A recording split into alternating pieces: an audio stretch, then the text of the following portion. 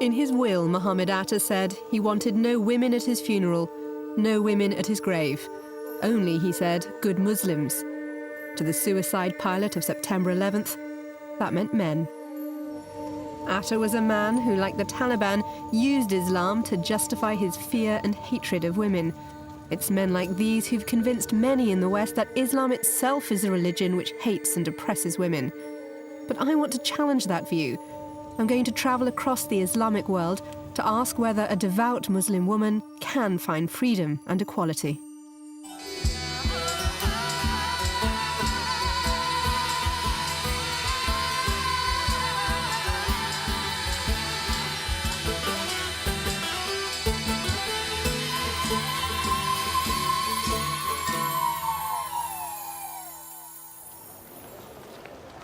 I was born and brought up in Britain as a Muslim and have watched the rise of fundamentalist Islam with bewilderment. As a journalist, I reported on its growth. As a feminist, I questioned whether it was still a faith I could call my own. I want to know if the true teachings of Islam have been distorted, if men really are allowed to beat their wives, if Islam really promotes the stoning to death of women. At the heart of my investigation is the veil. To some, it's the uniform of oppression. I want to find out why, for many millions of women, it's become a powerful symbol of political liberation. The greatest appeal of Islam, of submission to Allah, is that it is totally without gender. Allah is not a father like the Christian God. Both women and men pray in exactly the same way. There's no hierarchy of bishops and priests. In fact, the first convert to Islam was a woman, Muhammad's first wife. But the moment you step outside the home into the public space of the street and the mosque, women are almost invisible. I was about 9 when I first went into a mosque.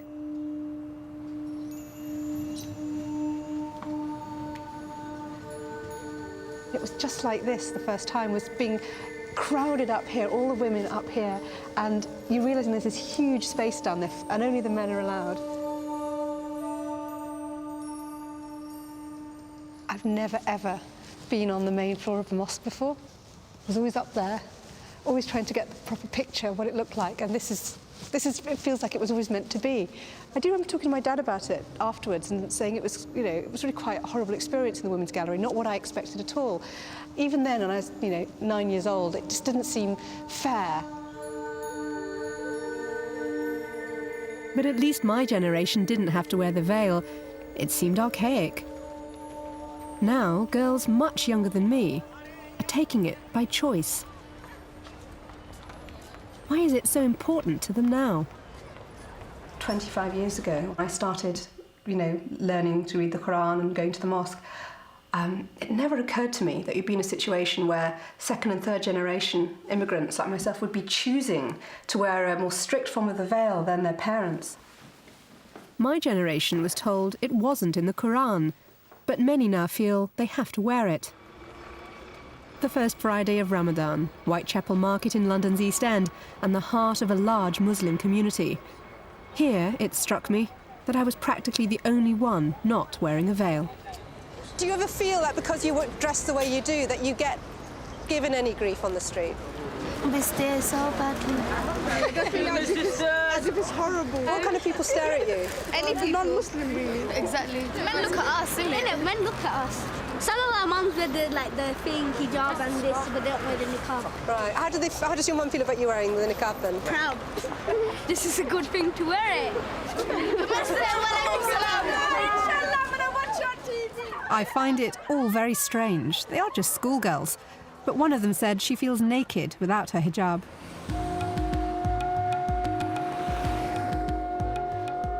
Feminists of my generation have always fought for the right to dress as they please, but to me it's a shock that these girls should choose to look like this.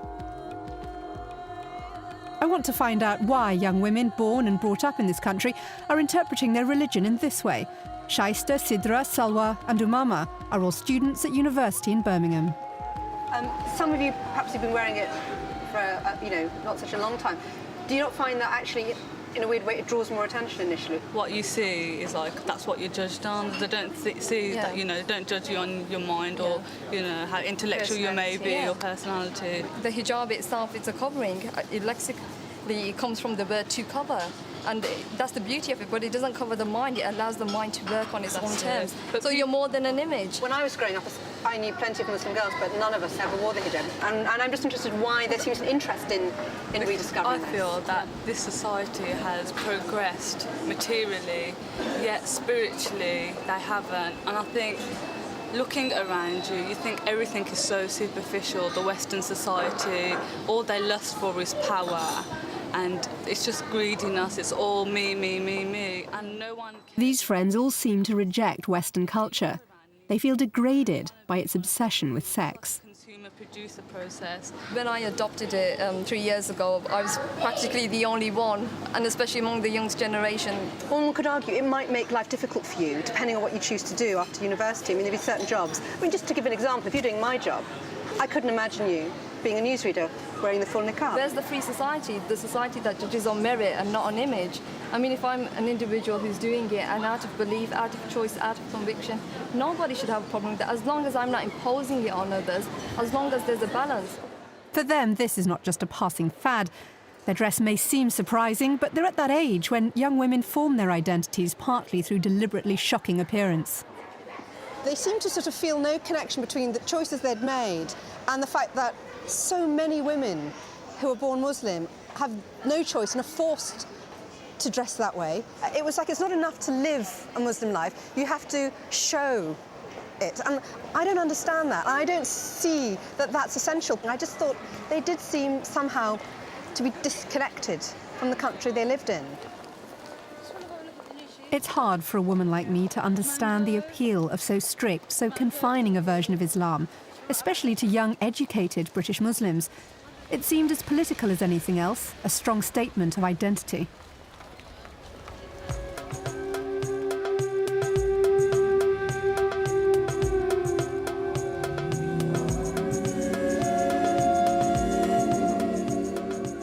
But then the rise of the modern Islamist movement has always been political, right from 1979 and the revolution in Iran.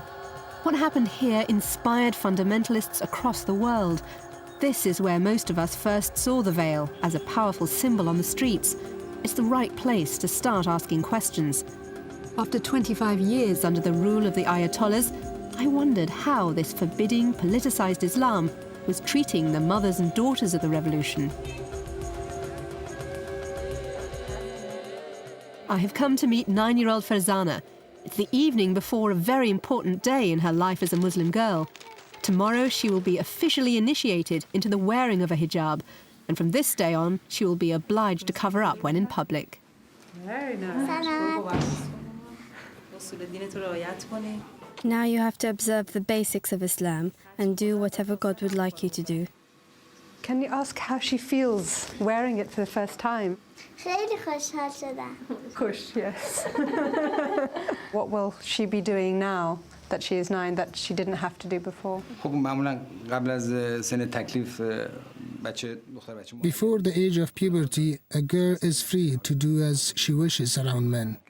Once she has come of age, she is obliged to observe all the religious duties expected at this age. She has to say her prayers, she has to fast, and observe all the religious duties that are expected of her. Above all, she has to cover up. Some of Farzana's personal freedoms will be curtailed. She will no longer be able to play in the streets, but restricted to her apartment courtyard. Farzana will also not be allowed to go to the shop unaccompanied. This is to protect her honour as a young woman. Actually, we like a hijab. We have chosen to be covered up and no one is forcing us. Women who don't observe the full hijab are influenced by Western cultures. And if this hadn't influenced them, then I believe they too would wear the full hijab.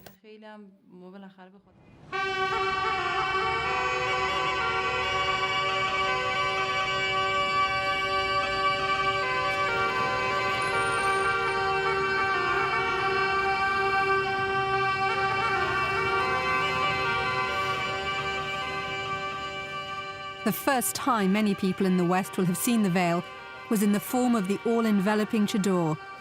It was perhaps the most potent symbol of the revolution in Iran. In fact, it symbolizes defiance against the rule of the Shah, who forcibly westernized Iran, banning veils, even forbidding pilgrims from going to Mecca. The British and the Americans kept him in power, the politics of oil.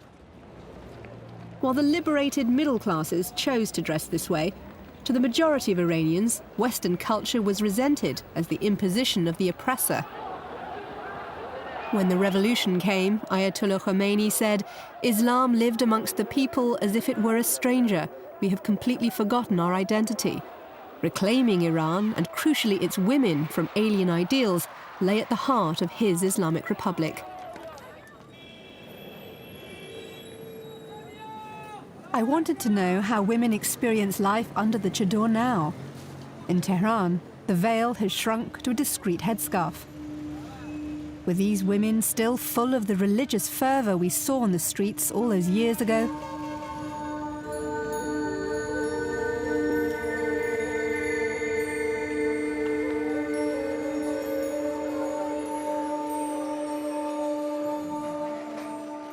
Farzana's taklif ceremony is unique to Iran. It's religious, but it is organised by the state, and it is held in a school rather than a mosque.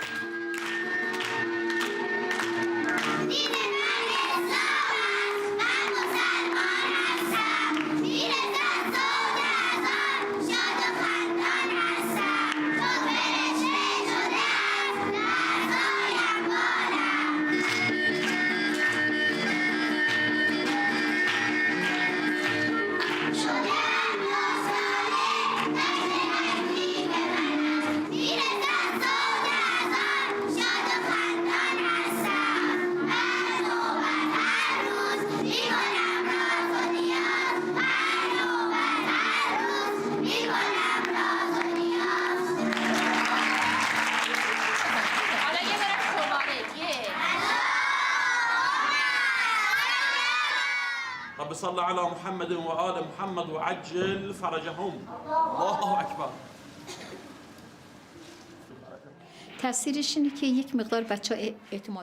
The major impact is that overnight these girls feel like grown-ups, and this gives them self-confidence, self-worth, and a sense of duty and responsibility to observe all the Islamic rituals expected of them.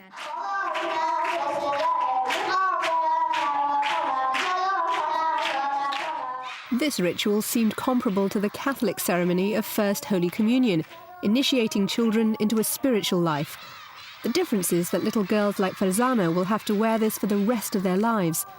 What struck me watching Farzana and her classmates was how eager they were, aged just 9, to grow up and, by taking the veil, take on the role of women.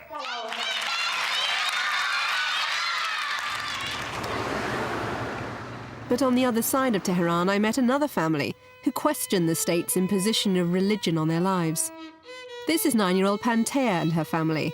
They are typical middle-class professionals working in computers and teaching. Unlike Farzana's family, their priorities are different. They want their daughters to have a broader education.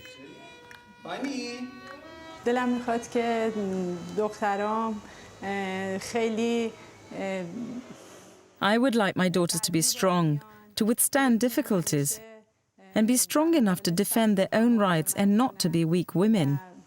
بتونن حق خودشونو بگیرن.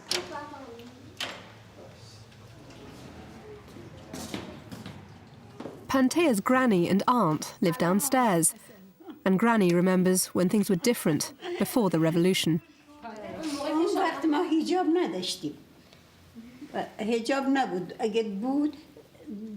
There was no hijab in my day, it just didn't exist. The state didn't want us to wear it. I would show my hair and used to send my daughters to school with their hair done really nicely with ribbons. In my time, we didn't have to wear hijab. If we wore it, the police would tear it off. Suddenly, Pantea's granny, embarrassed, remembers that she has forgotten to wear her hijab for the camera.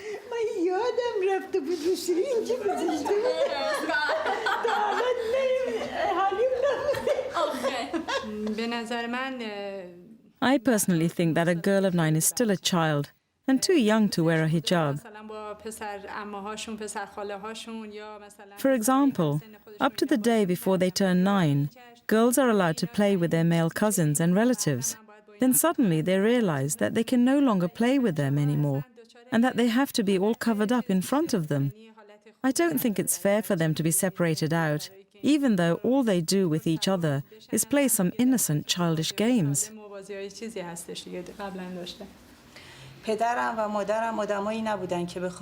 Thanks to our parents, we were brought up the same as our brother. My parents saw us as equal. You see, there is a tendency all over the world to impose one's power and take advantage of the weak or the minority. But for a state to regulate such behaviour as conventional practice is quite unacceptable. This is brave talk in a theocratic state still effectively run by the Ayatollahs.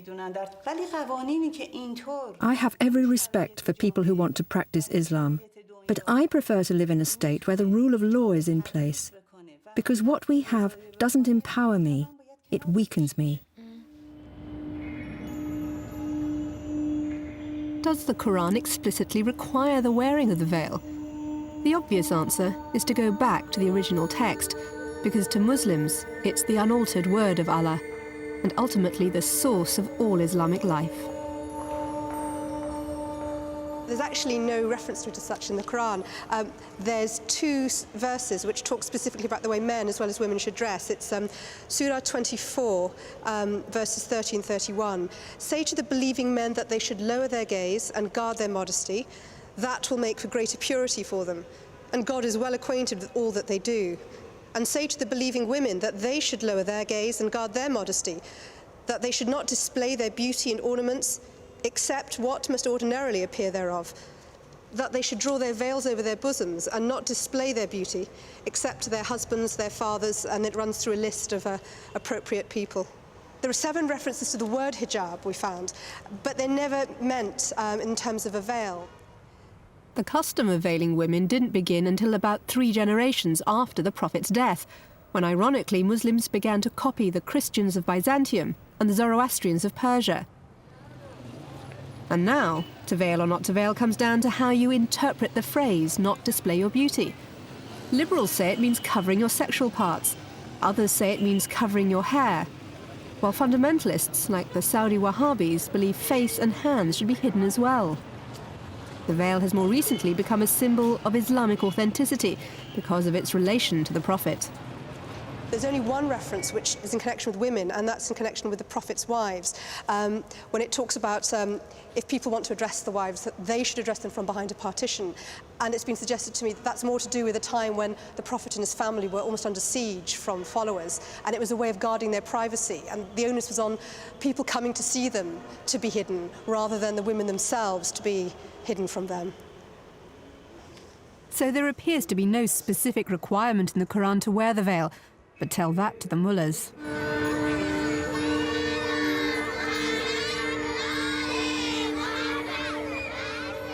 I've come to Zanan magazine, which is this weekly women's magazine here in Tehran, to talk to one of the reporters, find out the kind of stories they do, and get a sense of what the issues are for women here in Tehran.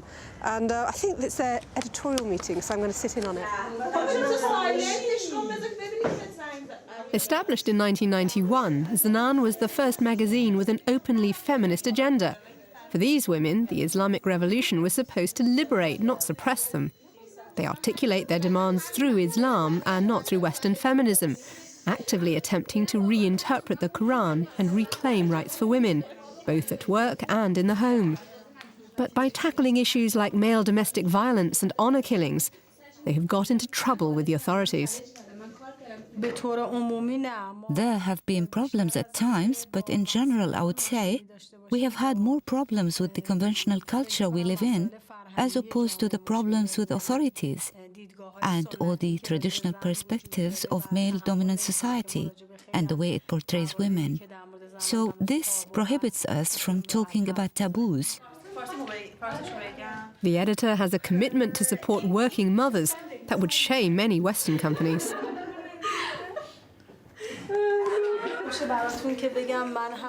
I brought up my children in this very office. They did their homework around this desk. At times they have fallen off the desks, but I'm sure this has a big influence on their characters. Now they have grown up, they are confident, self-sufficient and independent young women. This is all due to the fact that they grew up watching me as a career woman, taking life seriously and making it happen. Senior journalist Roya Karim Magd is shrewdly working the system, pressing for more rights for women. This, remember, is a country where a woman was stoned to death for adultery only the year before. Today, Roya is covering a story about getting compensation for the relatives of murder victims, blood money. She's off to see an Ayatollah in Qom, Iran's holiest city. So you're all ready with your chador in your hand? Yeah. Thank you. I decided to tag along.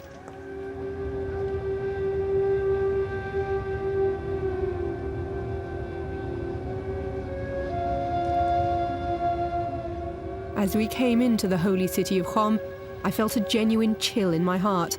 Every single woman was wearing the full chador, the tent-like veil. I wasn't going to be an exception. Tehran seemed so liberal in comparison. Every female here appeared a shadow. What must it be like to be a wife or daughter in this city of Ayatollahs, where these men make the codes that govern your life? In principle, the Quran rules that men and women are equal, but so much doctrine seems to reflect male interests, so that on the issue of blood money, families only receive compensation for a male victim. Roya is meeting Ayatollah Yusuf Sani, a prominent liberal thinker. She is hoping to get a sympathetic fatwa, a directive, that will give women the same right as men. What made you start this debate on the subject of blood money for men and women? I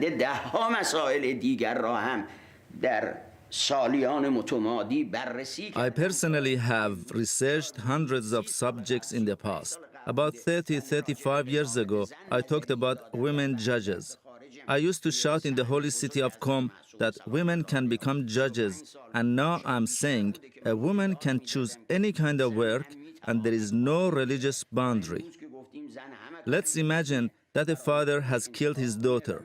In such a case, there is no retaliation. He has to be imprisoned and pay blood money. So how would the Ayatollah justify equal compensation for women? Any doctrine that is contrary to the spirit of Quran is not credible. Remember that there are plenty of verses in the Quran that refer to justice, and one of the bases of Islam is justice. So I have compared this doctrine with the Quran and realized that they are not based on justice, and therefore I have rejected them. And he said that all things between men and women are equal. It's very important that for the first time one of these Ayatollahs can say these things. And little by little we can change many things in Iran. And it's very good for us. It's very good for us. This was a scoop for Roya, and as Ayatollah Sani was heading for the door, I wondered if he had equally progressive opinions on the age of girls' puberty. In Iran, it is the only country where at the age of 9, a girl becomes a woman. And I wondered if the clerics are thinking whether that should change. A girl's age of puberty is 13, not 9. That's when a girl is obliged to say her prayers and fast. I've been saying this for 10 or 12 years. 70% of the girls start their periods and become women at the age of 13. There are exceptions that are dependent on environmental and geographical factors. If a girl gets her period at the age of 9 or 10 and her appearance changes, she becomes a woman. But in the majority of cases, it's 13.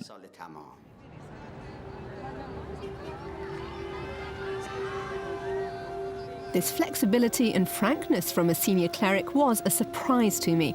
It suggests that a return to the purer teachings of the Quran potentially allows for far more modern and egalitarian thought than you would guess from the Islamic fundamentalism that is so much talked about. Many Iranian women say they've found independence within Islam. They have got on with their lives, whatever the Islamic requirements of the state. Headscarves are no excuse for not keeping fit. But others are angry and impatient.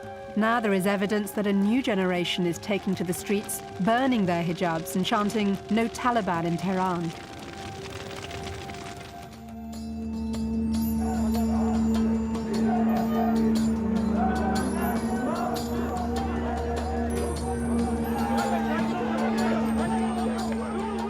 And yet in the very next country to Iran, the hijab is at the center of an equally violent argument, but for very different reasons.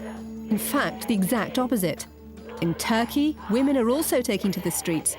The difference is these women are fighting for the right to wear the veil, not to burn it.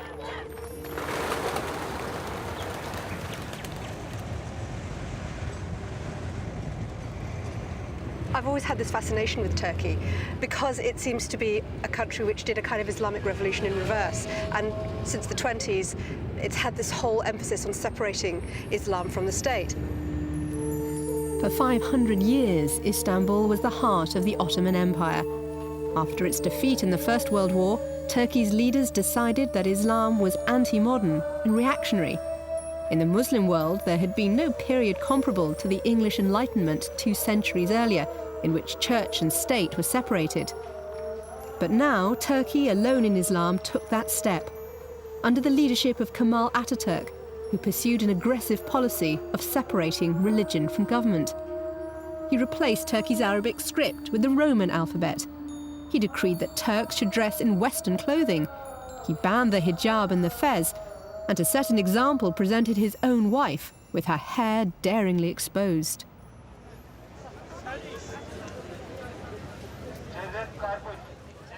But you don't have to be in Istanbul for long to realize that Islam is still planted firmly in the lives of ordinary people. It's Ramadan, and it seems the whole city is waiting for the muezzin's call to end the fast. It's coming up to 20 to 5, and everyone's waiting for sunset, and everyone's just waiting until the time to eat. Some of them are buying it in advance, but people are just waiting, patiently waiting, until that moment when they will all sit and eat together.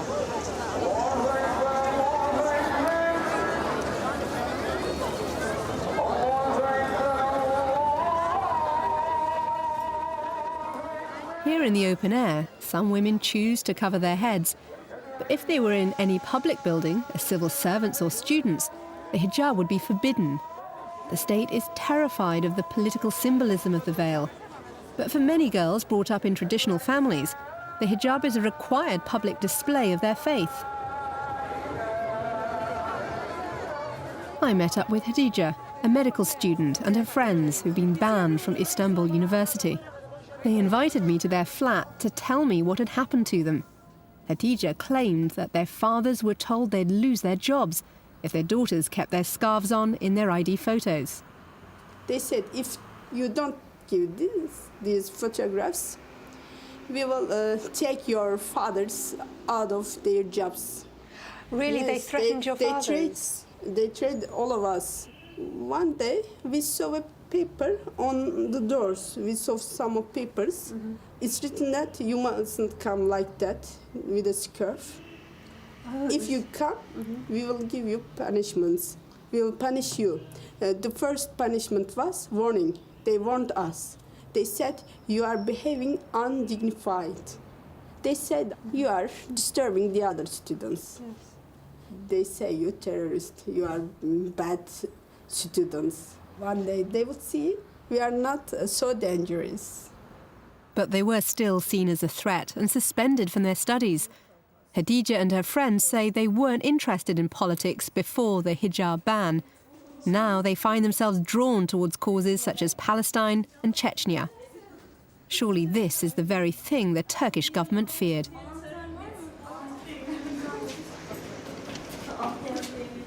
Coming away from meeting those girls, their families and they have really struggled to kind of come to the big city and transform their lives by trying to become doctors or nurses or going to university. And it seems just particularly shocking that the state is going to such extremes to persecute them.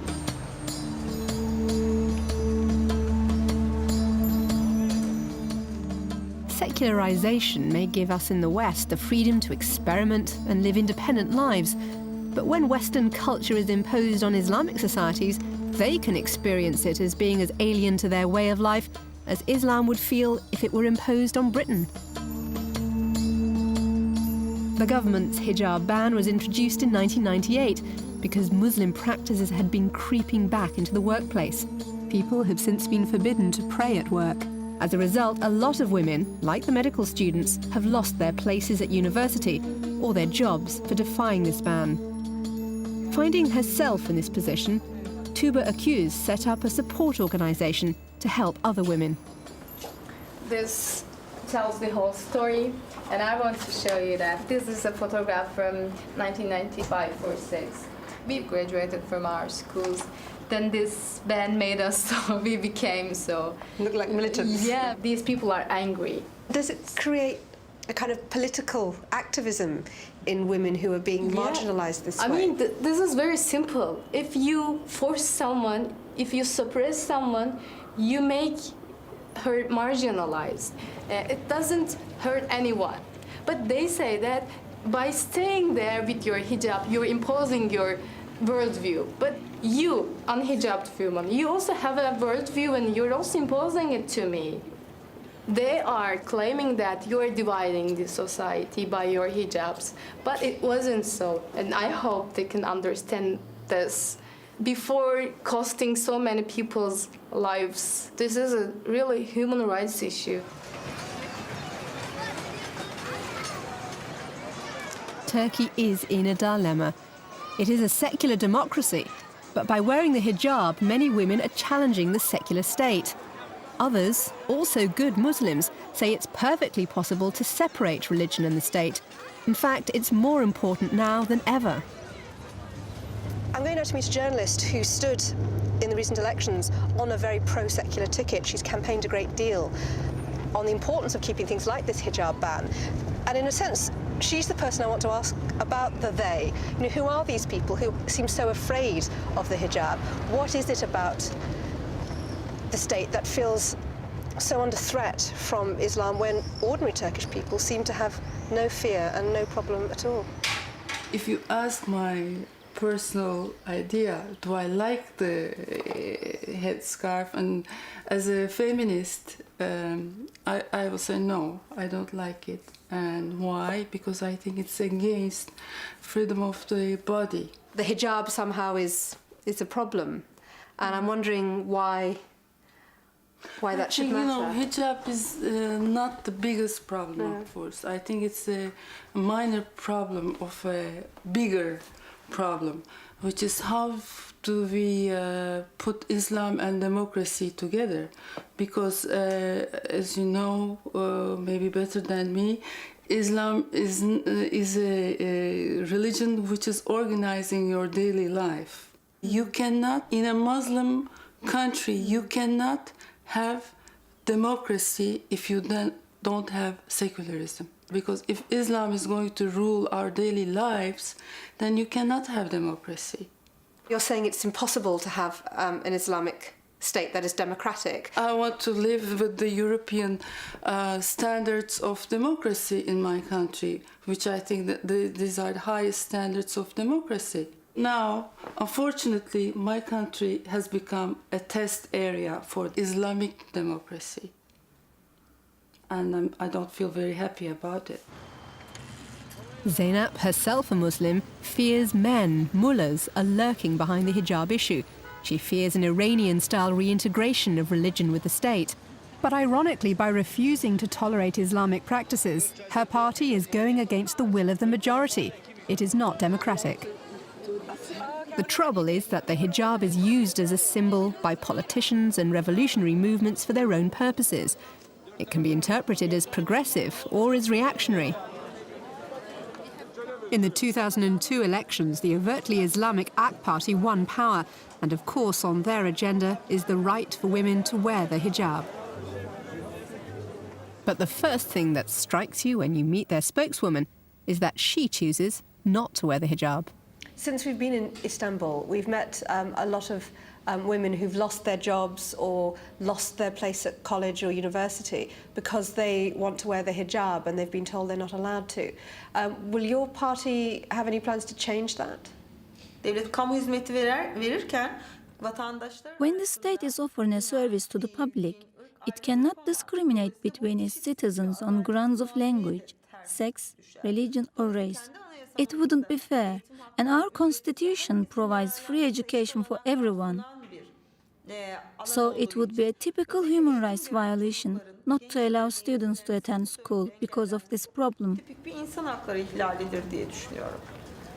Do you think it will be hard to change the way so many state institutions at the moment refuse to allow women these freedoms? Is that something difficult to change? Toplumsal mutabakatın bu anlamda çok önemli olduğunu... National consensus is very important on this issue. According to 2 surveys, between 60 and 70% of women in Turkey cover their heads, in line with their beliefs. This is too big a percentage to ignore. You cannot conduct politics as if women do not exist. Siyaset de yapamazsınız. The test for Nimet Gubakai's AK Party, now in government, is whether they will tolerate the secular as well as the Islamic. Up to now, the modern Turkish state has been terrified of the political symbolism of the veil because they fear religious fundamentalism taking over Turkey. The irony is that it's the secular state that has come to be seen as oppressive, denying religious freedom.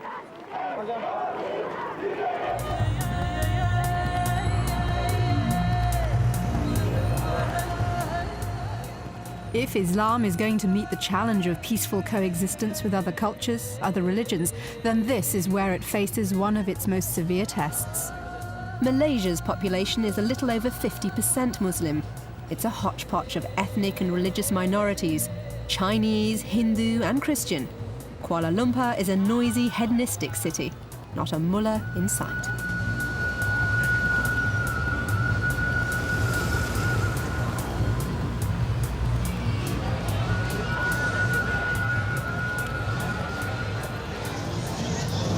I think this club is quite a seriously popular one. On the other side there's a lot of wrangling going on over the guest list, people trying to get in.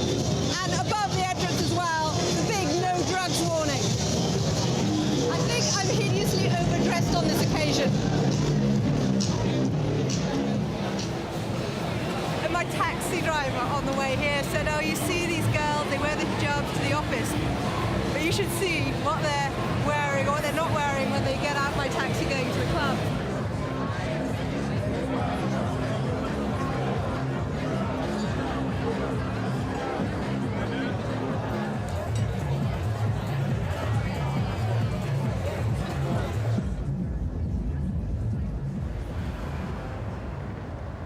Malaysia's governing party is Muslim, and though it's widely seen as corrupt by the voters, it runs a genuinely secular, multicultural society.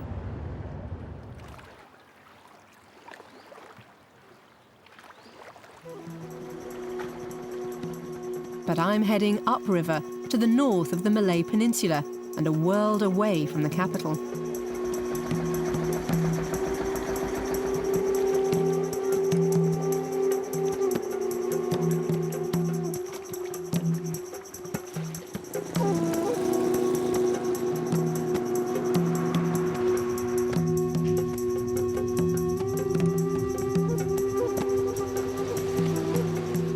This is Kelantan, the heartland of an Islamic fundamentalist party that is now the official opposition. The party Islam Se Malaysia, PAS for short, has been in power here on and off for 30 years. From the moment you arrive here, there is no mistaking that you are now entering a re-Islamicized zone.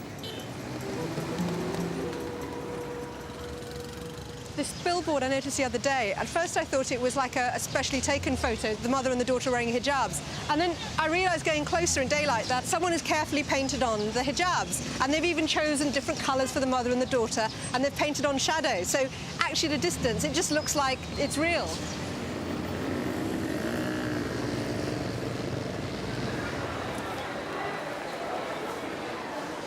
First glance, just a very modern supermarket. But one of the laws that Paz has brought in is separate queuing for men and women, and they've got different aisles. They've got 5 for women and 3 for men. I was wondering what, when couples come shopping together, which aisle they choose. There are women in the men's aisle, and there are definitely men in the women's aisle. So I think people here just seem to be ignoring it.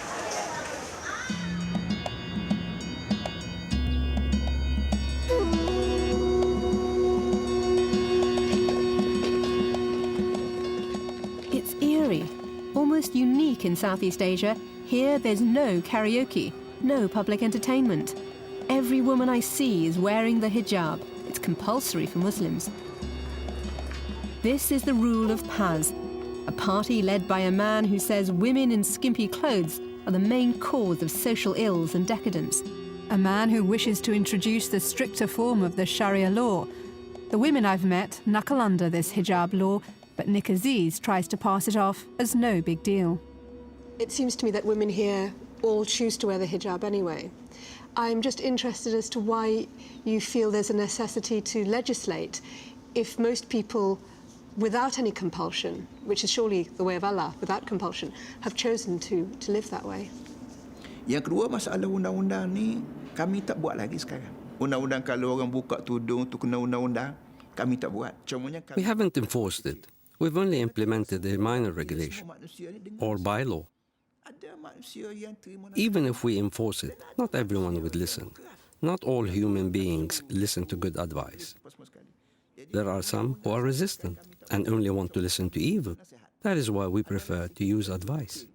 There is a concern that you see women as being morally weaker, and in a sense the women are responsible for men's behaviour. Everything which could lead to adultery has to be banned. That's why we close down discos and nightclubs, to curb the possibility of committing adultery, abandoned babies and rapes. I consider a woman's voice as part of her aura and her clothing as well. Women's clothing, to me, is very important, because a woman who is wearing the hijab won't attract men's attention. But even I, myself, as a man, can get easily aroused and lust after a woman without hijab. If a man sees a woman who exposes her body, it is very hard for him to contain himself. That's why we have banned women from singing and wearing clothing that exposes the body. In nightclubs, there is singing. Men can easily mix with the women, take drugs, hugging each other, rapes. Could you tell me, is this a good place or what? His voice is gentle, his words shocking. The problem, he believes, is women's sexuality and men's lack of self-control. And while Nick Aziz struck me as devout, he clearly believes people can't be trusted to make their own moral choices. This market is named after Khadija, the Prophet's first wife, who was a successful businesswoman, as are these women of Kelantan. In fact, 80% of the businesses in Kelantan are run by women.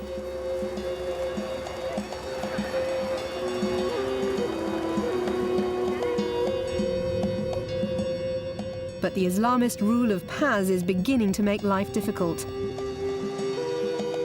Norizan Yusuf's hotel business was thriving, but in September 2001, the Paz party put a ban on all live music and even some traditional dances.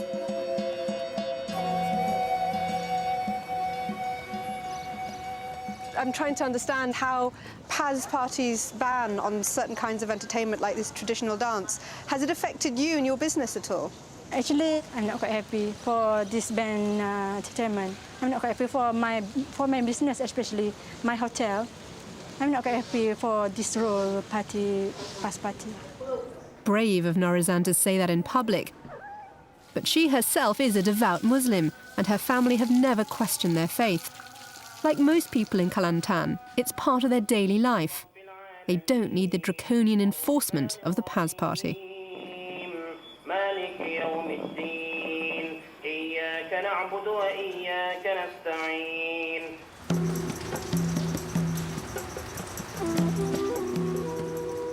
So why do people vote for this party? Poverty is only part of the story. Nick Aziz's Islamic revivalism is attractive because it's seen as uncorrupt. In Kelantan, as in so many other places across the world, radical Islam has taken the place of Marxism. But there is real opposition to the fundamentalists, and it comes from fellow Muslims. Sisters in Islam are a pressure group who combine the vigour of Western feminism with practical Malay Islam. They distribute simple leaflets to ordinary women on what Islam says about polygamy or domestic violence, complete with quotes from the Quran and phone numbers for the police. I went to meet Zaina Anwar, one of the founding members, another devout Muslim woman who says she won't allow her religion to be hijacked. The Islam that I grew up with is no longer here. Really? Yeah, because of the discrimination that women suffered, problems in getting a divorce, getting maintenance, issue of polygamy, domestic violence. And most of the time, when they go to seek for redress to their grievances, they're told that this is Islam.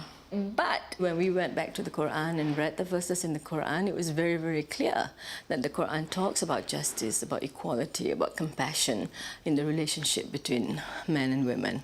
I cannot accept an Islam that is unjust.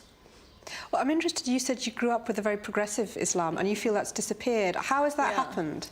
If you look at pictures of Muslim women in party politics in the 1950s, 1960s, you just see black hair everywhere. No one was in a hijab. But all this became issues with, Islamic revivalism that engulfed the country starting from the 70s. Suddenly you're told that as a woman you need to cover up. You're told that, it's dangerous to mix with non-Muslims, because they're infidels who might lead you astray. And the idea that my mother, who, did not wear the hijab, is burning in hell because she never covered her head is something that I just cannot accept. Since 2001, Sisters in Islam have had a real fight on their hands. The PAS party are trying to get the strict Sharia penal code onto the statute book, including the amputation of hands and feet for theft and stoning to death for adultery. Laws and policies are being made in the name of Islam, that are regressive, are taking away rights that have been granted to women in the past. These laws are basically non-enforceable, or if they are enforced, they will violate the federal constitution in terms of fundamental liberties and in terms of equality before the law. Because who are being targeted?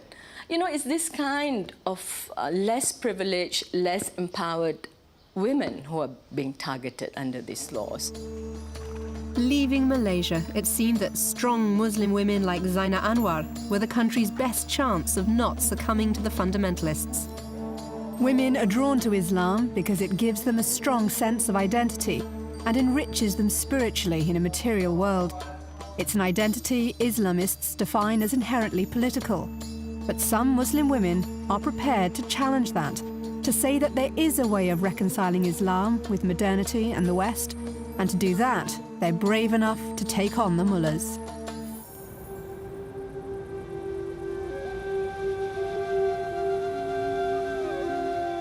If many in the West see Islam as backward, one reason is the practice known as female circumcision or genital mutilation, excising the clitoris of young girls. In Egypt, it's thought 97% of married women have been mutilated in this way. Although now illegal, a recent feature film made headlines for showing what still goes on. Based on a true story, the film is about a schoolgirl who gets pregnant and gives birth alone. When taken to hospital, a Muslim surgeon decides to treat the girl for her promiscuity by illegally removing her clitoris. استنى محمود.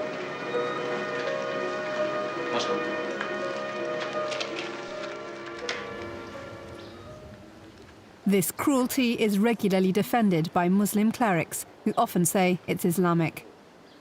I spoke to one conservative sheikh, Dr. Abdul Sabur Shaheen. He was full of enthusiasm for the practice. أولاً الخفاض هو نوع من تكريم البنت بدلاً من أن تكون مشوهة.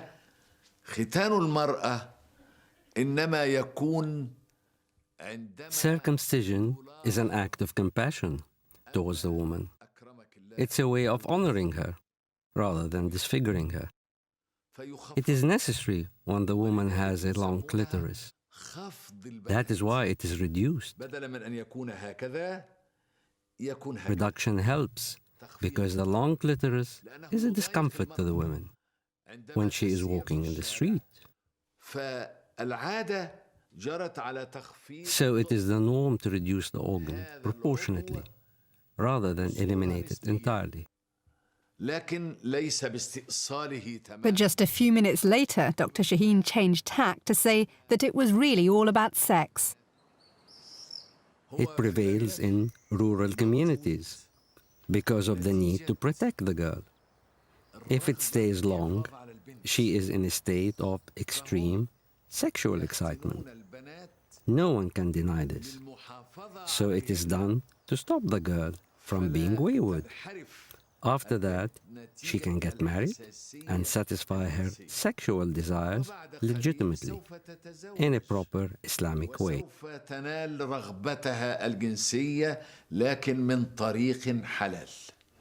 Dr. Shaheen is only one of several Muslim scholars who justify the practice of what they call female circumcision, actually an African tradition found throughout the Nile Valley. أنا عملت اللي مليه عليا ضميري كطبيب مسلم. إزاي؟ إزاي يعني؟ وفين موافقة أهل المريض؟ يلا ما جابتش 16 سنة، قليلة الرباية، حامل وبتولد. ويمكن اللي عملته ده يساعدها تتحكم في نفسها شوية. الطهارة مهمة يا دكتور، حتى طبيا. The director of this film, Magdi Ali, based the story on his own experiences working in a hospital as a pharmacologist. I try, for example, for this circumcision to say that it's not Islamic. But they don't believe me in the film. If you notice, the woman says that the Prophet never makes circumcision to his daughters. So this is a marvelous proof that it's not Islamic. What this is really all about is the conflict over age-old traditions in a culture where, especially outside the big city, men are used to controlling women.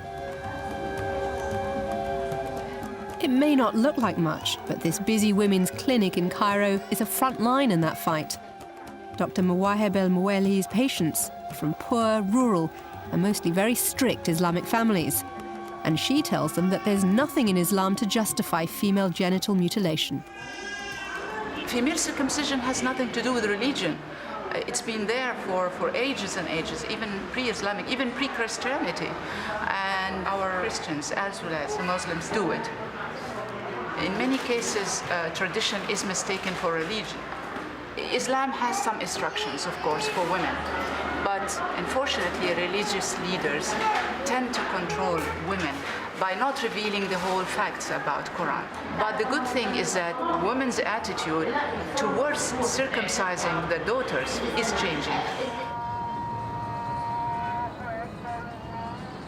In 1997, the Egyptian government made female genital mutilation illegal, but it continues to be carried out in backstreet surgeries and even middle-class private clinics.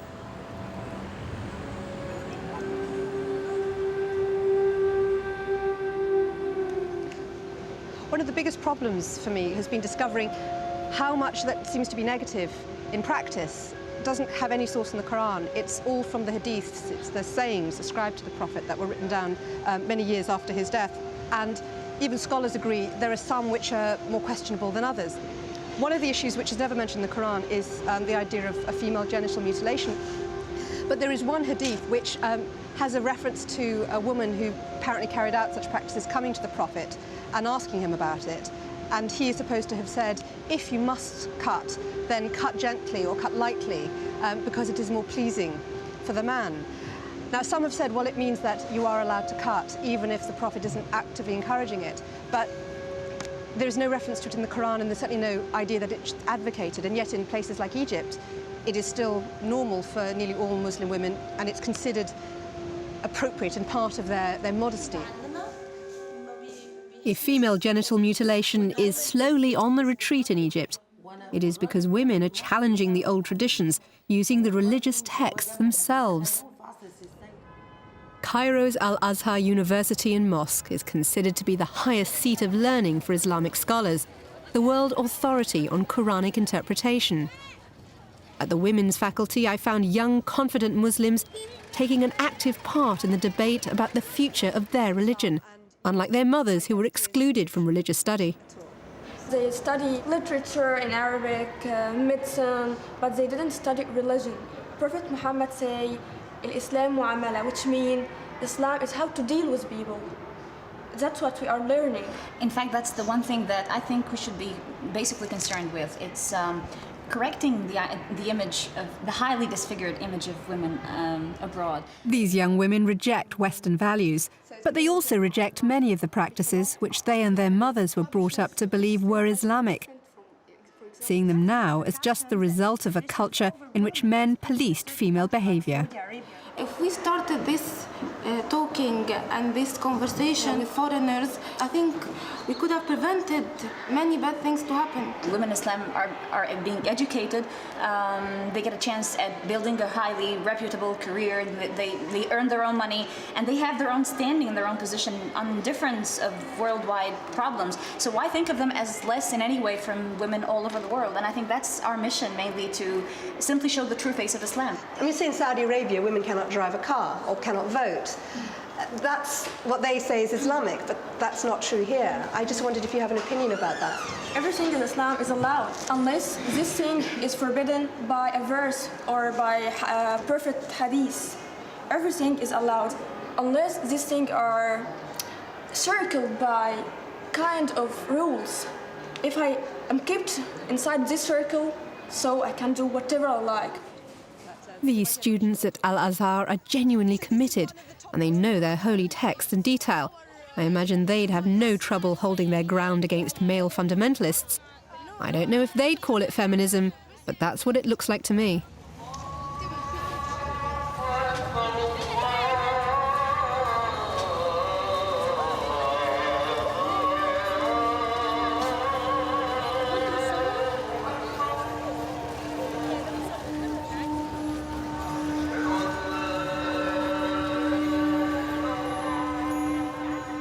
There is a new generation of Islamic scholars who are happy to call themselves both feminists and fundamentalists because they return to the original text of the Quran to regain for women the status they enjoyed in early Islam. Dr. Zainab Radwan specializes in Sharia Islamic law. القرآن كل لفظ فيه ليه معنى. لو ما فيش أي نص مطلقاً في القرآن في واقع من الواقع أنا If there is no specific instruction about something in the Quran, you have the right to apply your own knowledge in order to put it in context and arrive at whatever interpretation is of greatest benefit to the community. The aims of the Sharia are to relieve hardship and to enable people to enjoy life within the boundaries of whatever is in the best public interest. It may be that stricter practitioners wouldn't agree with my interpretation. They would argue that a literal reading is the only way forward for the survival of Islam in our society today. Well, I don't agree with that strict stance. In every Islamic society, there are liberals and conservatives.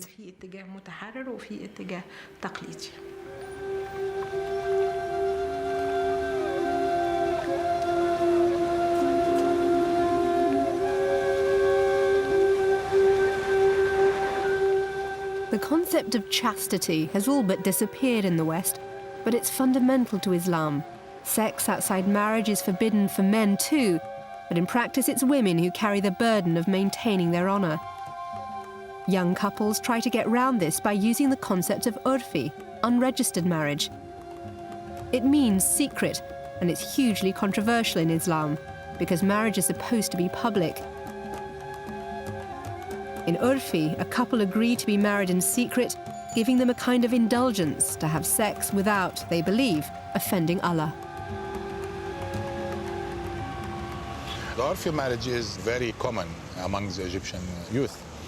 And of course, I think that it's good, you know, and it's not really haram. It's not forbidden, really.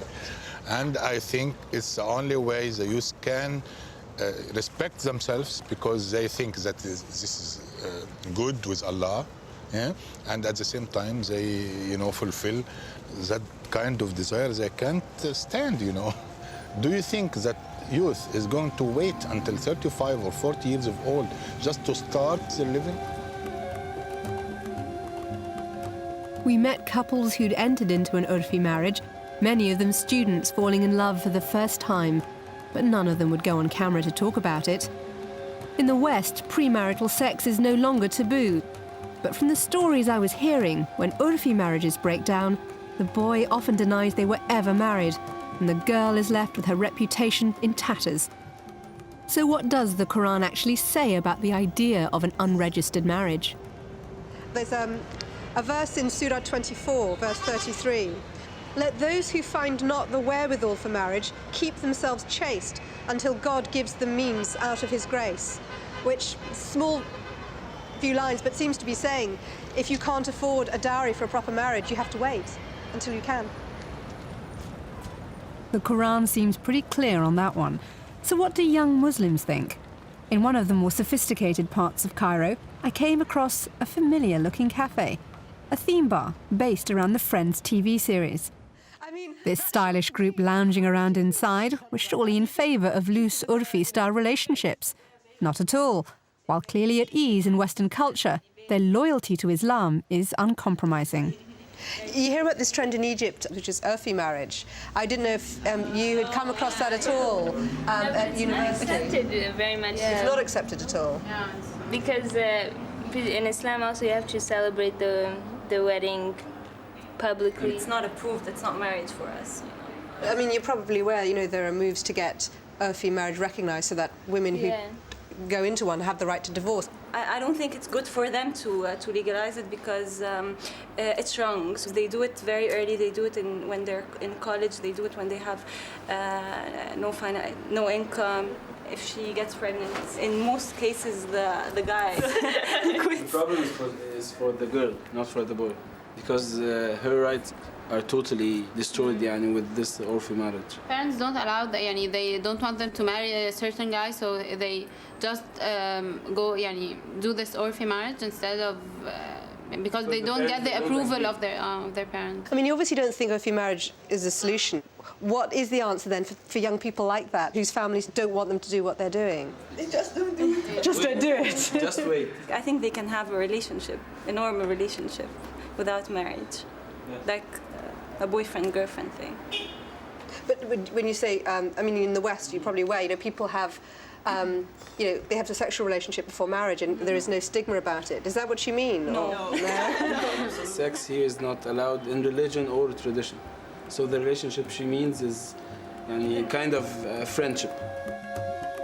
Islam has a poor image in the West when it comes to marriage. Stories of arranged or forced marriages and polygamy abound. But as I was about to find out, when you go back to its roots, it's very firm in its advocacy of women's rights.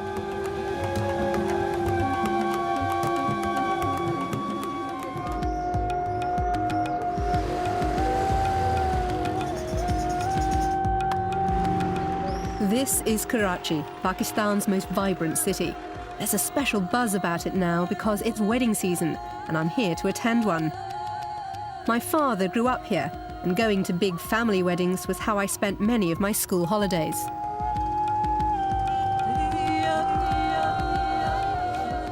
The bride-to-be, Nadia, is at the beauty parlour, putting the finishing touches to her wedding preparations.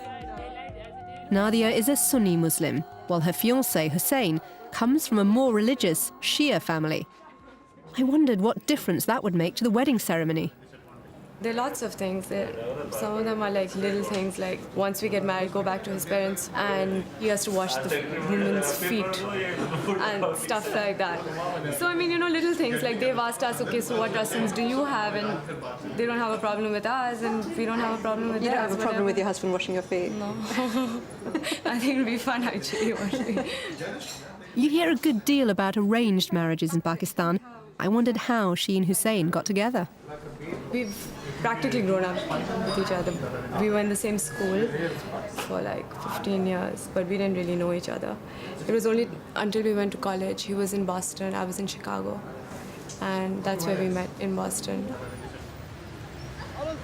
But in Pakistan, arranged, sometimes forced marriages are still the norm in the poorer, rural parts of the country, as families try to keep control of women's property rights, which are passed on through marriage.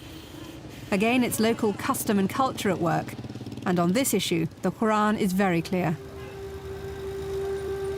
There is no concept of forced marriage in the Quran, indeed of arranged marriage. It's always assumed that the woman and the man are both giving full consent. She owns her own property and she has her own rights, which have to be respected.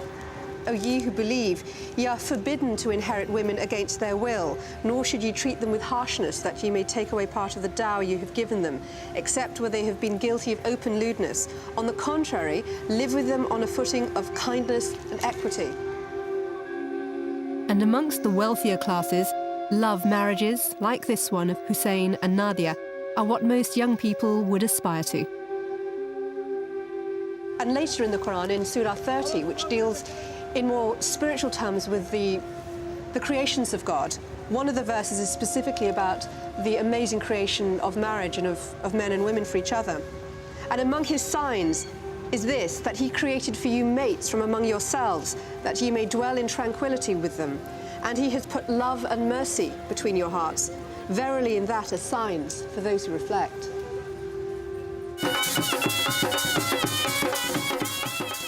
The evening before Nadia and Hussein's big day, the couple's families put on a big and brash party called a Mehndi. It's a kind of hypercharged shower party for the bride and groom, and a great opportunity for everyone to let loose on the dance floor.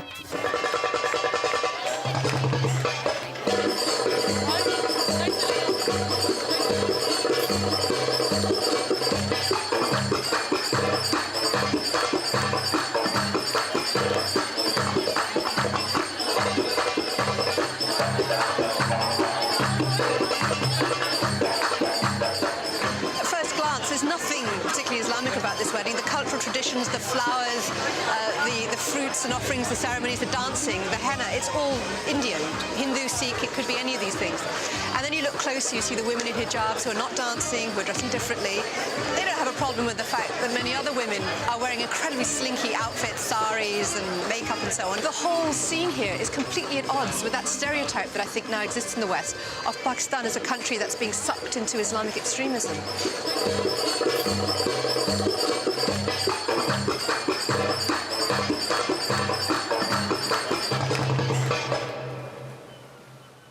Next morning, before Nadia and Hussein's wedding gets underway, I head to the shore where Karachi faces the Arabian Sea.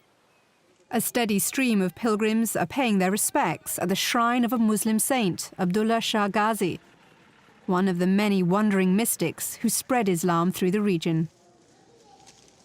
The fragrance of the incense and the flowers reminds me of Hindu temples, but of Catholicism too, for these people are praying not to the saint, but through the saint to Allah, prayers of intercession.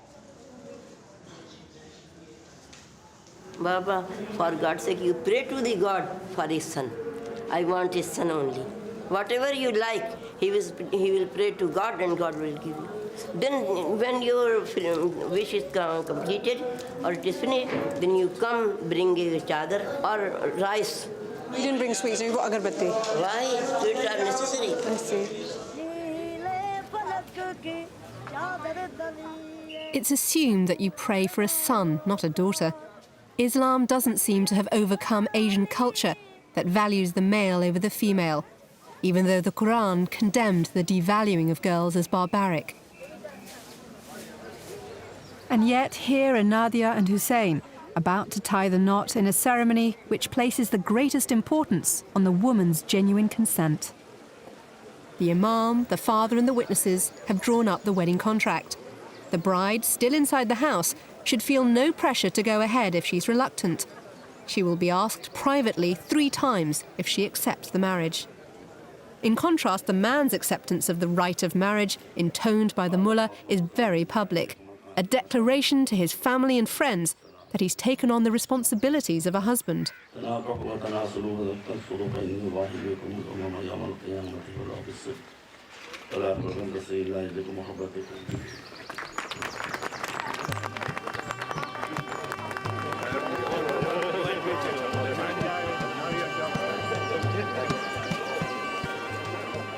Nadia has accepted the marriage and now joins her new husband.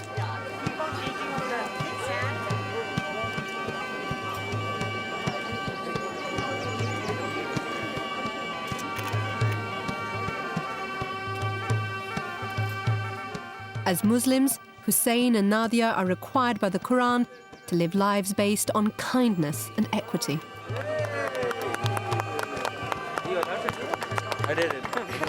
And they start life together on the basis of a contract that specifies a woman's material rights in the marriage, something prescribed by Islam more than 1,000 years before it was heard of in the West.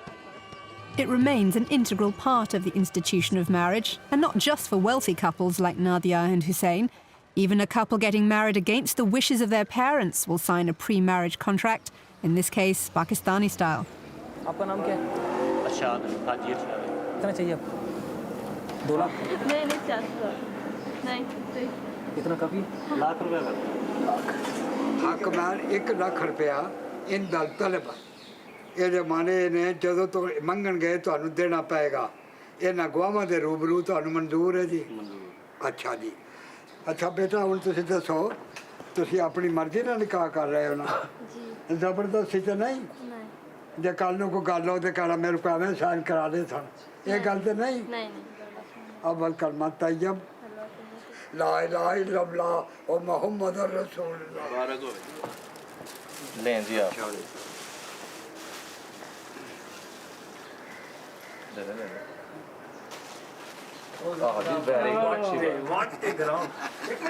आपको कितनी देर से चाहते थे एक दूसरे को? 5 साल हो गए। आपके अबू अम्मी नहीं मानते थे, तो अगर अभी उनको पता चला तो फिर क्या होगा? जंग बाहर होगी। लेकिन आप एक दूसरे को सहारा दोगे? We are ready to face any difficulty. Odd as it sounds, what always impressed me most about Islamic marriage was the right to divorce. The Quran goes into great detail about divorce. In language that still astounds with its modernity, it acknowledges that marriages can break down and sets out principles to ensure women and children are treated fairly. Nothing in the principle of Islamic marriage is anti-female, but the practice is dominated by the weight of masculine tradition. Many Muslim men are known to use scripture to justify violence against women. The women in this safe house have suffered domestic violence, sexual abuse, and are victims of Pakistan's harsh zina laws, which as part of the strict Sharia law forbid all sex outside marriage. Many of these women's lives are under threat for simply choosing to marry whom they want, or for wanting a divorce from a violent husband. It took a strong woman to set up this shelter 2 years ago, the first one in Karachi. Majda Rizvi is Pakistan's first female High Court judge. She saw a desperate need for legal aid and support for these women. Mainly, it is the mindset which you can say the patriarchal society, because people think they don't accept women as their equal. When it comes to our rights, Islam is not there. When it comes to our duties, Islam is there. But of course, it takes time. People have changed, and hopefully, they will further change. A better prospects for women, I think. 92 में मेरी शादी हुई और जब से वो कमाते ही नहीं. I got married in 92, and since then my husband hasn't earned a penny. Actually, my marriage wasn't arranged, I was forced. I have 5 children. One is studying the Quran, one is in school, and the other 3 are here. My husband didn't beat me, but he couldn't cope with the expense of 5 children and told me to go back to my parents.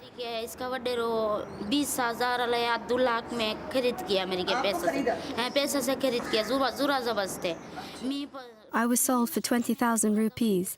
They bought me forcibly. I wasn't happy about it, but they forced me.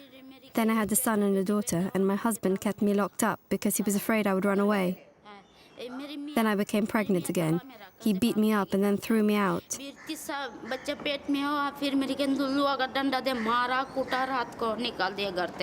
देखो पहले उसने तुम्हारी care नहीं की, तुमको गोलियां भी दी, तुमको पागल भी बनाया, सब किया. अब फर्ज करो तुम वापस जाओ और वो दोबारा तुमको मारे पीटे, But what if it's put in writing? लिखा पढ़ने से भी लोग लिख पढ़ के दे देते हैं, फिर भी वही करते हैं, तो क्या करोगे? Yes, but my daughter's coming of age for marriage. My son is still in school. I can't ruin their lives. In spite of this man beating her and not providing for her, she feels she has to go back to her husband because she's got this young daughter who is to be married, and that she's got smaller children who need education.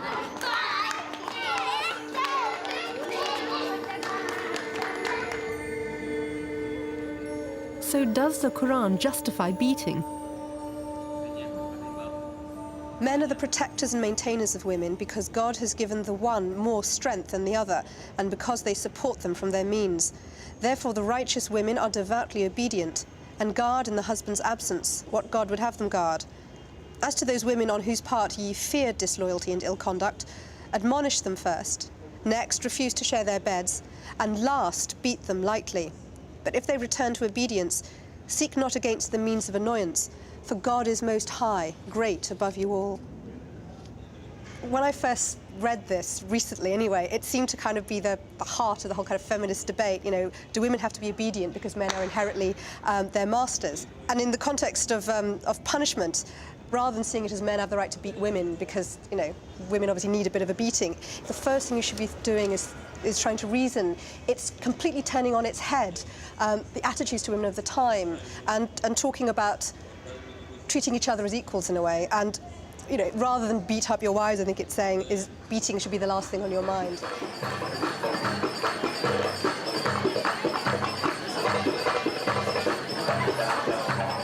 Islam is anything but puritanical about the business of sex. Unlike Christianity, this is a religion that actually spells out the right to sexual fulfillment of both husband and wife. In Islam, sex is very much for pleasure as well as procreation, and there are verses which talk about the importance of mutual pleasure. In Surah 2, verse 187, permitted to you on the night of the fasts is the approach to your wives. They are your garments, and ye are their garments. There's also a verse which says that if men refuse to sleep with their wives for 4 months, she's entitled to have a divorce after that period if they're not reconciled. And there are hadiths as well which talk about the importance of a man pleasuring his wife. One of them says, when one of you copulates with his wife, let him not rush away from her, having attained his own climax, until she is satisfied. There's no sense that celibacy is a better state than marriage, quite the contrary, and there's certainly no Eve-like fall from grace. Islam not only allows for human desires, but also requires men to treat their wives fairly. Polygamy is the issue in Islam which seems to cause the most confusion and the most trouble with interpretation. And certainly the Prophet Muhammad did marry many times, but people don't tend to know the context of his marriages. He first married at the age of 25. His wife Khadija, who was the first convert to Islam, was 40, and she proposed to him. And they were in fact monogamous for 25 years. Only after her death did the Prophet marry again, and most of those marriages are seen as being political ones. There was one point in his life when the Prophet wished to take a 5th wife, and the Quran had a limit of 4.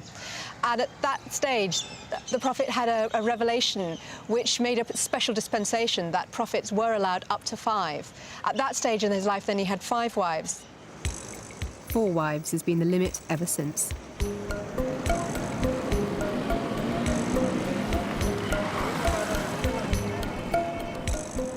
Here in Nigeria, 42% of all married women are in polygamous relationships, not only within Muslim marriages, but as a result of Nigerian pre-Islamic custom. A man can have sex with 4 women within marriage, but if a woman sleeps with more than 1 man, that's adultery. But does Islam see that as a matter of private conscience or a crime against God to be punished in the courts? In Nigeria, the stories of women sentenced to be stoned to death for adultery have shocked the world.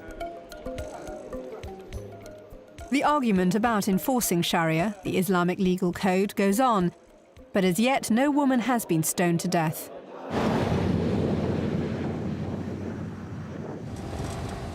We're heading up to the far north of Nigeria, to the Muslim state of Sokoto.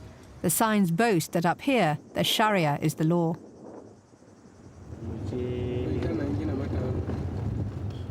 We've come in search of one of the women sentenced to death for adultery. Her name is Safia. After Safia's husband disappeared, she became pregnant by a man called Yakubo. Safia's terrible mistake was to tell her brother, a member of an extreme group of Islamists. Her appeal lawyer takes up the story. Now, from what we were told, her brother Muhammadu belongs to a fundamentalist group called the Hizbah. And he felt he was doing the right thing by telling them that, oh, my sister Safia, my own sister, same mother, same father, is pregnant and she's not married. It's a problem, we have to do something about it. So they went and the Hizbahs thought, okay, they have to ask Safia to explain. Under interrogation, Safia told her brother and his friend about Yakubo. When they came to investigate me, they asked me whether I was pregnant or not. If I failed to tell them, they would take me to Sokoto and put pepper in my eyes. They harassed me and intimidated me. They confused me, and I was very surprised about everything. She said, oh, it is one Yakubu that is responsible. And Yakubu was called to court, and from the record he denied. He said he doesn't even know what they are talking about, because he was forewarned that, you know, if you accept it, you'll be held responsible for adultery and the punishment is turned to death. So Yakubo denied everything and was released. That seems perfectly fair to leading supporters of the Sharia. In Sharia, if you swear, knowing that God knows whatever you have done, and you're willing to swear and risk the life everlasting in the hereafter, it's your bloody business. We leave you with God. The law will let him go, but she will have to be penalized. Safia, meanwhile, was put under arrest and brought before the court. They asked Safia, oh, Safia, you are pregnant without a husband. She said, yes. And they said, do you know that is adultery? She said, okay, if you say so. According to them, that was confession. Since 1998, the penalty for a self-confessed adulterer in Sokoto has been death by stoning. The clearest example of how, for some very strict Muslims, like the General Secretary of the Supreme Sharia Council, religion and the rule of law are one and the same. Sharia, to a Muslim who knows his religion, is a complete way of life. From cradle to grave, there is prescription for everything you do, how you do it. Islam has been a way of life until the advent of British colonialism. When they came, they deceived our people. They did away with the criminal aspects of Sharia. Then Muslims suddenly realized, I mean, why should we accept their own laws? Why should they impose their own laws? We have ours, which we believe are superior. You understand? So where does this apparently harsh and punitive Sharia law come from? Well, technically it has its source in the Quran, but there's much in modern Sharia law in Islamic states which is not to be found here. For example, there is no punishment of death by stoning for adultery, but there is a punishment of flogging with very strict conditions, and in fact the same punishment is given for falsely accusing someone of adultery.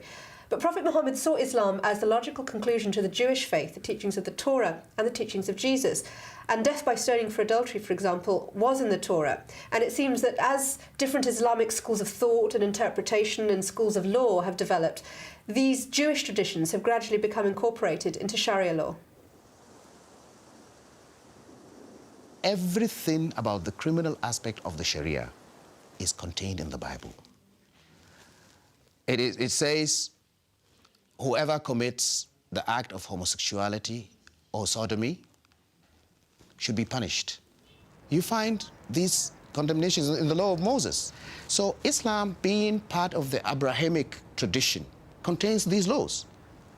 To a Muslim, the Quran is one complete divine injunction, which says if a person commits, for example, fornication or adultery, the law must apply its full course.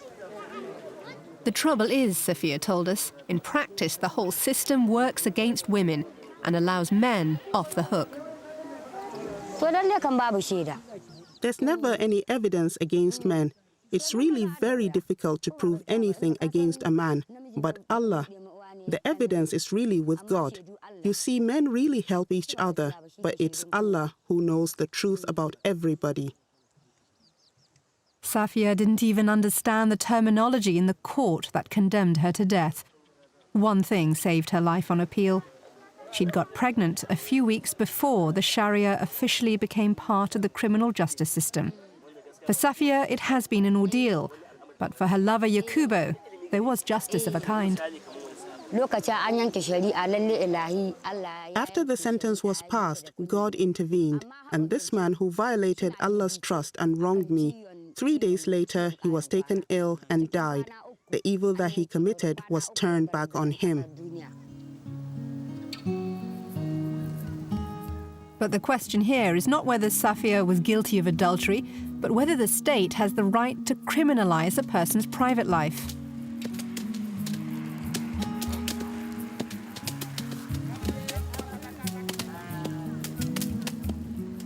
Safia's lawyer says that for Muslims like her, as with modern Christians and Jews, the answer should be no.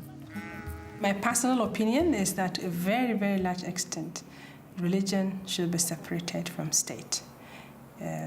That's how I feel, and that we should, as much as possible, also allow people to develop the value system and give them the opportunity to be as religious as possible, but not mix it up with politics.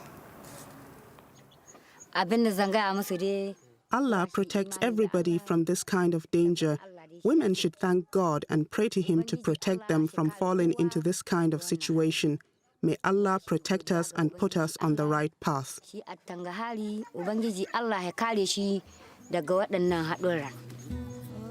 Safia was poor, uneducated, had no real idea of the crime she was supposed to have committed. But as I was finding out, she was typical of the kind of woman throughout the Muslim world who was victimized by Sharia law.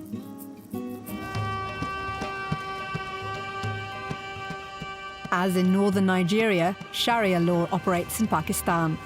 There has never been any controversy about the imposition of Sharia law in personal and civil matters.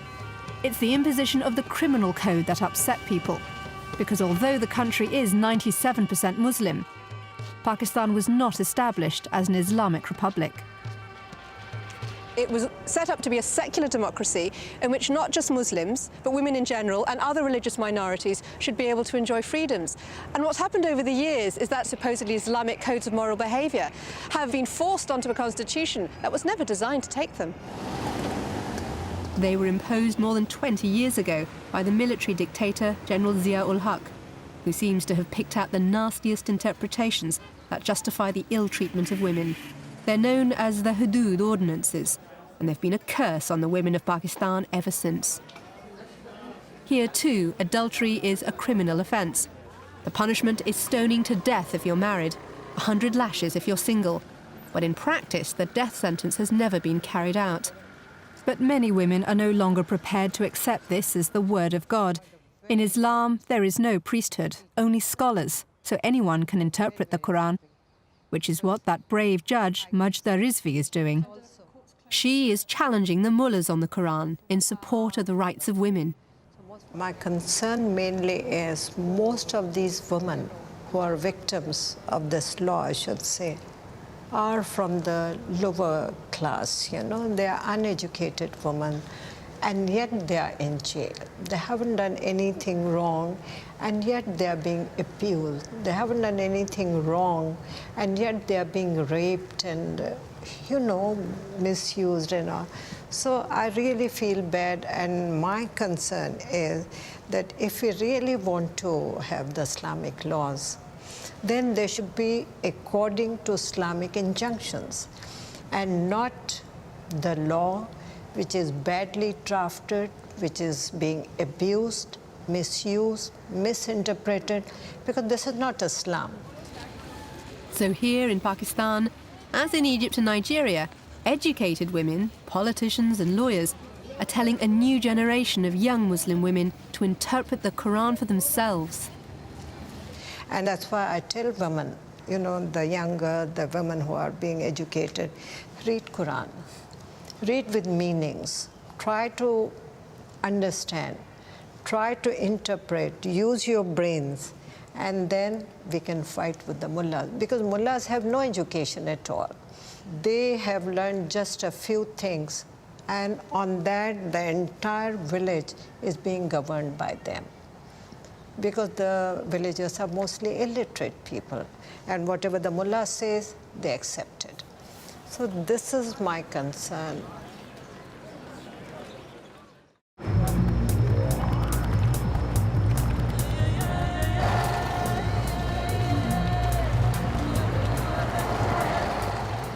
Back in Britain, where we take education for granted, Muslim women are exploring ways of finding liberation by going back to the words of the Quran. The very fact that Britain is not a Muslim country means that they have had to decide on their own what makes a good Muslim, and many believe that's the best way to be. Hey, Assalamu alaikum everyone, and welcome to our Rome's Courtship and Marriage event with live comedy from Jeff Mirza.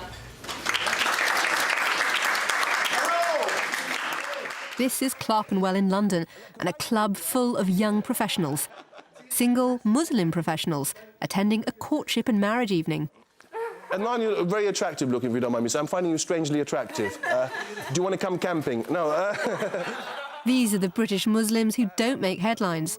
This could be any club in Notting Hill, but it's fruit juice, not alcohol behind the bar. I like music. Do you like Bhangra music? They are finding a way to live within two different cultures. One of them, Shagufta Yaqub, who edits a Muslim paper, Q News, liberated herself from having an arranged marriage by demonstrating to her family that the Quran says marriage should be freely undertaken and loving. Islamically, I'm not compelled to marry any particular person. I have a right, in fact, if my consent is not part of the marriage contract, then the marriage contract's not valid. So I was finding out all these things and finding that Islam was so liberating for a woman. My parents initially, they just thought, you know, she's sort of going against tradition, but when I actually put the Islamic arguments to them, they couldn't argue with that. Definitely my coming back to Islam had a big part to play in my newfound confidence in standing up for my rights. I've recently got a mobile phone, you know, on the Al-Qaeda network, you know. You get a great reception in caves. You'd never guess it from the fundamentalists or from the tabloids, but for these young Muslims, Britain is a surprisingly comfortable and inclusive place to live. People often put Islam in opposition to being British or being American. I don't feel there's a contradiction there. Excessive patriotism, you know, is questionable, but loyalty to the land that you live in is actually very Islamic, an Islamic idea. Islam does come first. You know, I'll be Muslim whether I'm in Britain or America or Pakistan or Egypt or wherever I go, I'll be a Muslim. But that doesn't mean that, you know, I'm disloyal to this country. It was 55 years ago, you know. The British, they left Pakistan. They said, OK, we are leaving. It is your country now. And what did they say? They said, no, we are coming with you. How does being a Muslim in Britain feel? You know, how do you think of yourself? How does it affect the way you live and what you do? I think it's one of the best places in the world you can be a Muslim, because there's that freedom to express yourself, which you don't necessarily have. Certainly minorities and even Muslim countries will tell you they don't have that kind of freedom, and also it's not something that's being imposed upon you. So a lot of young British Muslims, you know, they choose to be Muslim. But right now, I think asylum seekers are getting a hard time. Have we got any asylum seekers in tonight? Have you noticed how many Australians are coming over to this country? They're taking our jobs. They are taking our women. 2 Australians have moved in next door to me. They have brought down the price of my house. And where I live, that's not easy. I knocked on the door. The issue isn't so much, you know, it's Islam versus sort of modern Western modes of behaviour, but it's the lack of, sort of, in a sense, spirituality of deeply held religion in a country like Britain. The more role models young British Muslims have, the more positive images they see, the more sort of young, progressive Islam, British Islam that they see, the more likely they are to aspire to that and actually feel that, hang on, we do have something here, we can work towards something. And I think many of the problems we face as Muslims in this society are not specifically Muslim or Islamic issues. They're just a general, you know, people who are people of faith, who are still holding on to, you know, deeply spiritual ideas. Leaving the club, I was struck by how successfully these Muslims have combined their faith with their secular principles.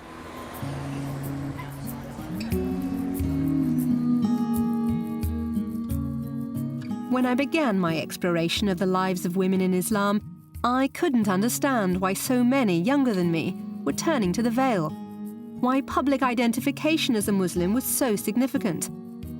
Having travelled across 3 continents, what I now understand is that the harsh simplicity of fundamentalism is very often a reaction against the imposition of Western culture. That the old symbols and practices provide self-respect and identity.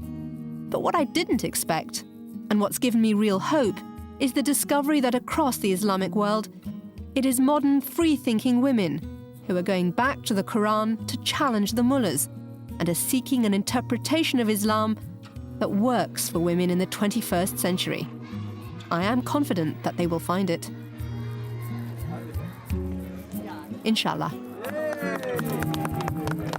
You allowed to do?